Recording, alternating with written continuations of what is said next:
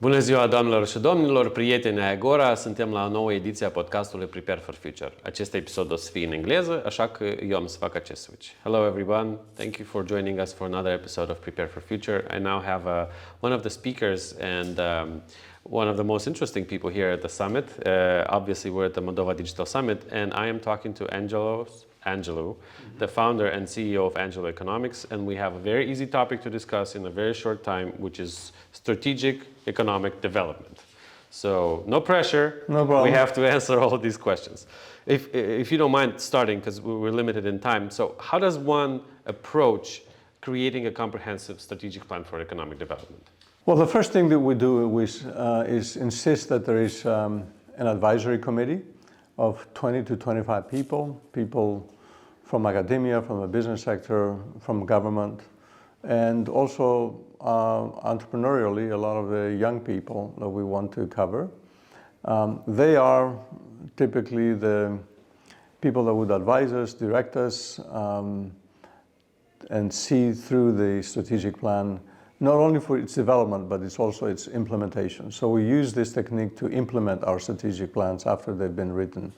Secondly, we engage in a very thorough public input process. We will interview up to 50 key stakeholders. We'll have maybe 6 or 7 meetings, group meetings, if you will, with different sectors of the economy, whether it's major employers or real estate or government or utilities and so forth and so on. And third, we will interview online. We have an interview process where the public and businesses can take a survey, and they will tell us what they think of the process. In some ways, we use that approach not only to get input, but to get buy-in from the community at large. So all of these instances, did it ever happen where you had to use all of them together? All of them are used together. Mm-hmm. Okay. So public input process, definitely focus groups, 6 or 7 of them with different industry groups, and usually anywhere from 3,000 to 5,000 people partake in the community surveys, either as individuals or businesses. Okay, but can you give us an example, like an instance when you developed a strategic plan and what was the outcome for it? Gosh, we've developed over 600 of them, so now you're testing me. I will go to maybe Cleveland as a city. There was a part of town that was totally neglected. It looked like a third world country. I've been to Cleveland. Okay. It's not Yet, the best. At the other end, there were universities and the Cleveland Clinic, but you were afraid to drive there. Our strategic plan developed the health tech corridor, which is the fastest growing geographic area of Cleveland right now and has attracted close to $10 billion worth of investment. So now it's where everybody wants to be, where before it was not. So our strategic plan was a catalyst for that project. Another project might be Lincoln, Nebraska, where a major university, probably a very good university, but their downtown looked awful. No entertainment. You wouldn't even say it's a city though, right? Lincoln's so small, you sometimes wouldn't even say it's a city. 250,000 people, the capital city. And we gave the community a lot of confidence to try new things. And we challenged also the business community, because in economic development the strategy is very simple. If your local well-to-do people are not investing in your community, why would you expect anyone else to invest in your community? So we challenged them, and they've invested $7 billion in office buildings, entertainment venues downtown, and it has transformed the city 100%. And they credit that success to our company doing it. And lastly, it was not a strategic plan, but it was a very small community in the state of Wyoming called Kemmerer, which is only less than 3,000 people in the city. And they asked us to help them market themselves. And the first opportunity that came about was the TerraPower, which is the new experimental nuclear power plant funded by Bill Gates and Warren Buffett, $1 billion each, and $2 billion from the US government. So we helped them recruit that project to this tiny city. It's a $4 billion project. It will transform that community forever. Just a single project. At the same time, there is a slight risk that if the project doesn't work out, the community will suffer, right? Because a lot of US cities encounter the problem where once the big factory left or something happened to it, it basically dies off. That's why my next question would be about sustainability, because that's the main concern globally. So how is this reflected in your economic development plans? Absolutely, it's reflected on every economic development strategic plan. And from my book, I would rather advise a community or suggest to a community to attract 10 employers employing 100 people each, rather than one employer employing 1,000 people, because there's a lot of risk. Businesses come and go. They succeed and fail. And some of the largest corporations in the world, in the US, have failed in the past. But I'll give an example. In the city of Little Rock, Arkansas, they wanted to focus on aerospace. And they do have quite a few assets, great universities, but they never had an engineering school. And the engineering school was in Fayetteville, Arkansas. And that's where the founding fathers of the state decided to place the engineering school. And I said, well, the only way that you can grow aerospace industry here is to establish an engineering group, an engineering department here at the university.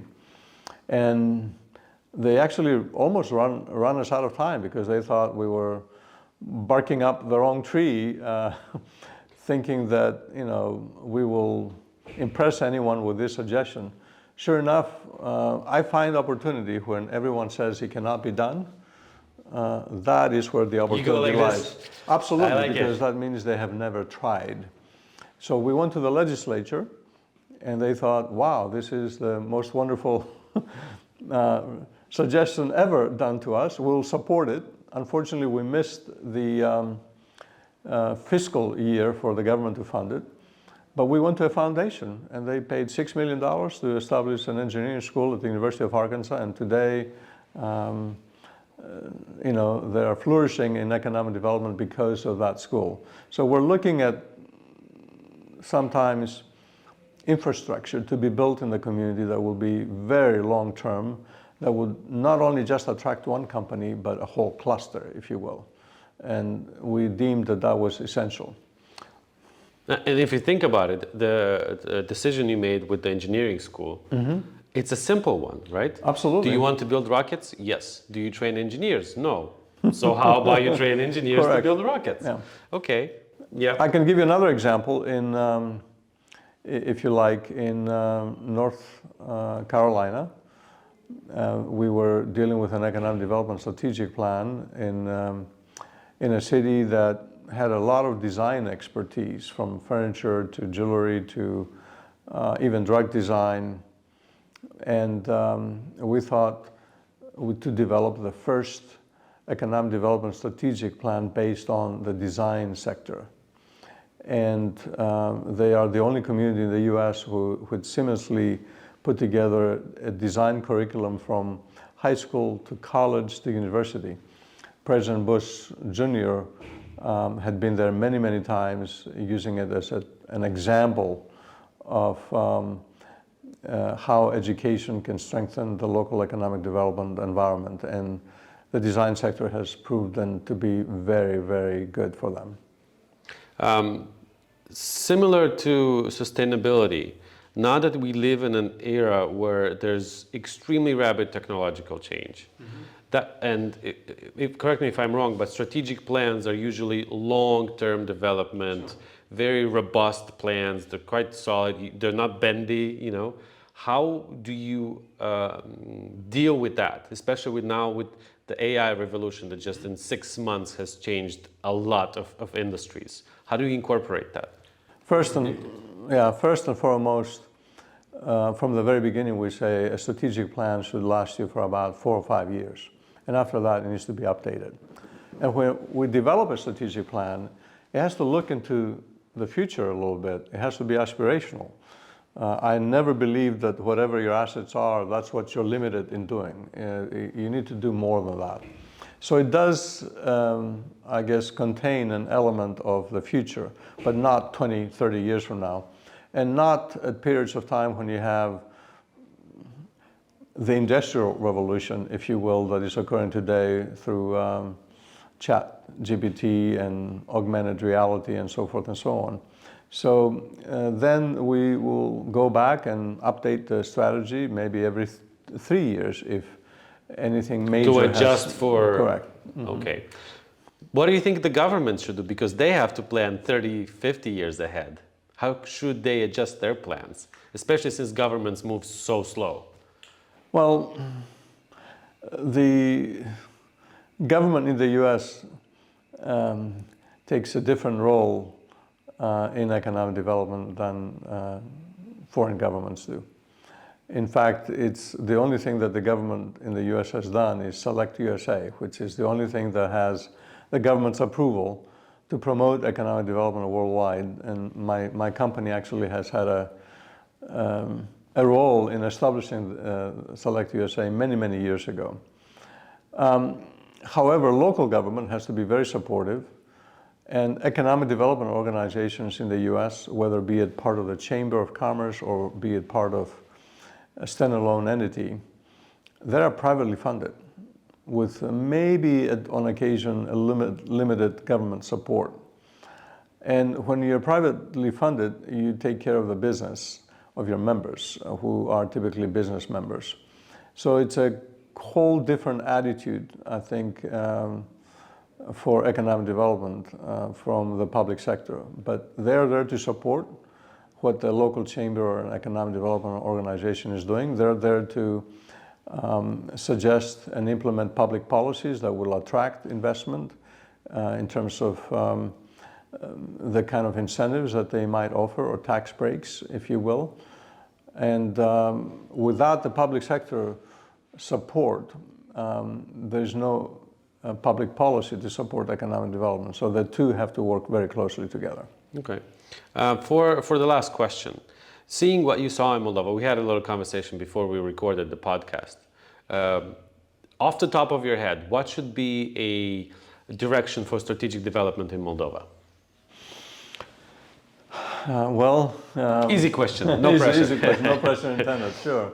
I feel the weight already on my shoulders, but well, it's easy. You start with an assessment of your strategic assets. You determine what sectors of the economy you have competitive advantages. And I suspect those might be found in agriculture, where maybe more vertical integration of processing can take place. And that could attract US foreign direct investment, for sure.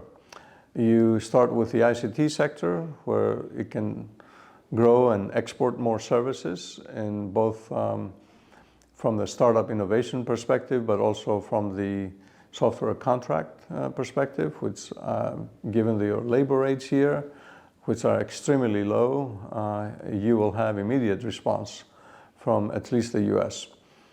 And third, the wine industry needs to be invested in a lot more, and that will lead to greater exports and hopefully grow it from about 4% of your GDP to 10% of your GDP. I cannot find Moldovan wines in the US because I guess the production is small and it's absorbed in Europe, or locally consumed or regionally consumed. And that is definitely a strength. Your wines here are excellent. And if I can find South African wines in the US, I should be able to, and Romanian wines, I should be able to find Georgian wines too, because I was there a couple of years ago, but definitely Moldovan wines. Okay. Thank you very much for finding time for this interview. I'm glad you accepted to talk about the future at my podcast. Thank you. Thank you for inviting me.